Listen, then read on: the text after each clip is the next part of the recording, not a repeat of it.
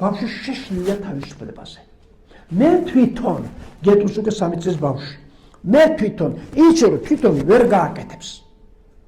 ამიტომ ეჭვს შენ ვერა შვილო მოიცა მე უნდა ჩაგაცო მე უნდა გაგხადო მე უნდა დაგაცო მე თვითონ არა მე უნდა გაჭამო მე თვითონ და მე თვითონ და ჩამოვართვი ის რაც მართლა თვითონ უნდა ესწავლა მე თვითონ იმას კი არნიშნავს მე უკვე ვიცი ეს ნიშნავს დამანებე თავი მასწავლე მე თვითონ ჭამო თვითონ ჩავიწო თვითონ გავიღებ თვითონ ეს დამაცალე რა ვაკეთო მე ეს და გამზარდე ამ დაცლაში არ დააცლი წაართვევ ძალებს.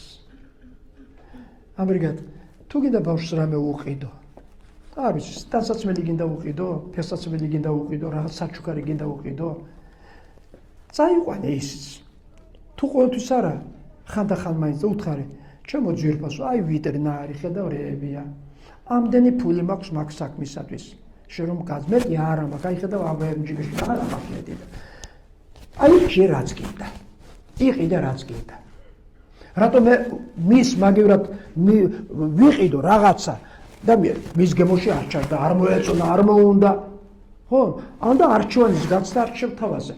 აირჩიოს რაც უნდა შეცდეს, რა მოხდა მე რა დაიკარგა, სამართლო აზრდა შედგა. რა უფრო ძვირფასია ჩვენთვის. ის ნაყიდი ნივთი თუ ის რომ ბავშვმა დიდობა დაიმკვიდრა, თურმე თავისუფალია თვითონაც შეუძლია აირჩიოს რაღაცა. ხო? აი ასე, საერთოდ რაღაცა დიდი საქმე გაქვთ ოჯახში გასა, აი რემონტი უნდა გააკეთოთ ბინის. ხო? უნდა იყიდოთ მაცივარი და ძვირი ღირს. ბიჭო, დაადგეთ, მაგიდა ხო გაქვთ საში, შემოსხედით ყველანი და იყოს ეს 4 წლის ბავშვიც იქა.